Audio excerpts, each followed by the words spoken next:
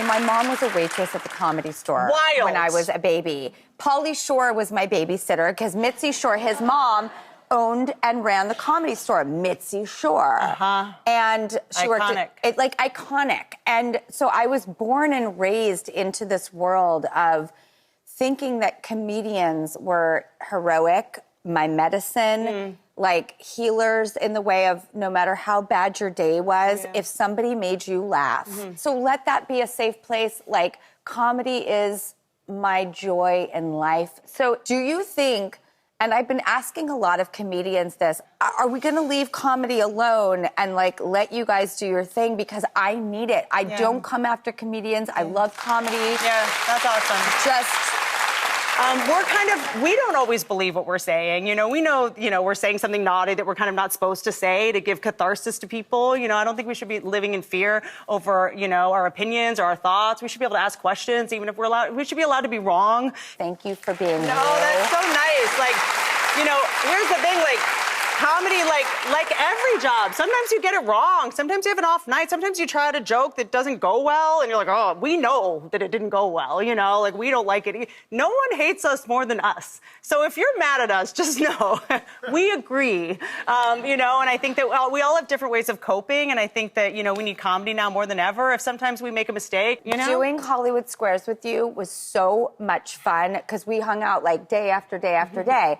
And we'd be working for hours in the squares, and we'd run off and kibitz and kiki or whatever you call it. And I was like, Whitney, I love you. I want to hang out with you more.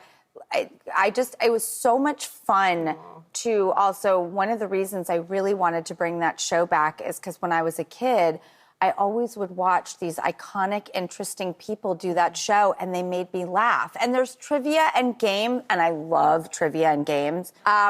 And that's there, but it was comedy front, comedy forward, comedy first. And sitting in those boxes and being with everybody all day and hearing the jokes fly, I was like, this is my happy place. I've always, rom-coms, I've done them my whole life. It's the coms, it's the comedy. It's getting to be around, I was in romantic situations with men who are funny, and that to me was my aphrodisiac was a man who was funny and hopefully kind, and good. But it's good luck with that. Yeah. Godspeed. Well, okay, so the other day I happened to be with someone who was in the cast of Friends, and I was like, people love this show, I think, in the same way we're talking about comedy. It is a comedy. Yes, it's so funny. It's razor sharp, and everyone had the best delivery and acting chops to if you read half the dialogue, it was funny, but it's also the delivery. So it's it's funny on top of funny. But everybody has Friends on all the time because it is comforting. It is joyful. That's right. It is yummy. That's right.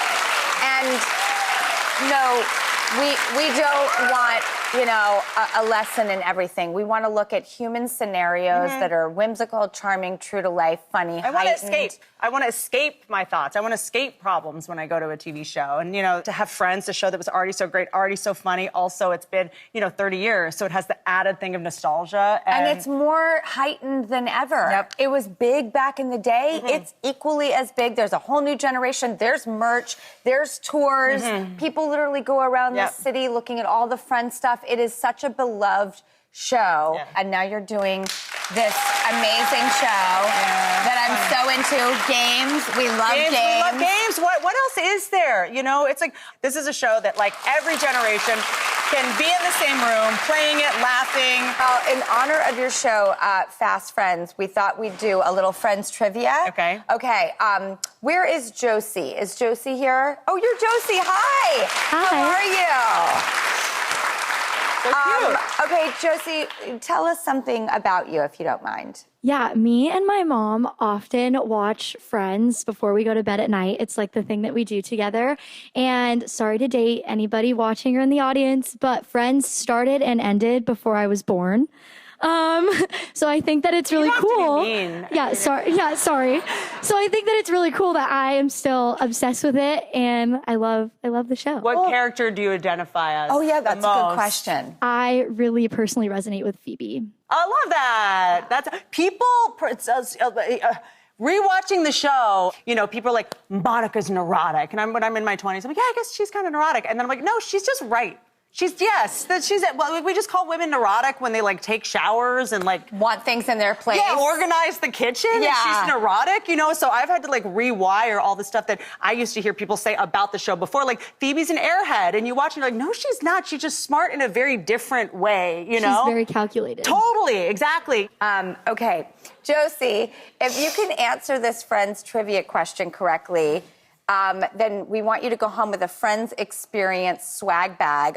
Plus, also, if you get it right, the entire audience could get a pair of tickets to the Friends Experience. Ooh, no the pressure. one right here in New York City, where you go around with, on the tour bus, you go to the apartment, you go to Central Perk, you do the whole experience, you know, the whole night. And it's where we shot the show. It's really fun. Okay, what is the name of Ross's first wife? It's a multiple choice. Are you ready, Josie?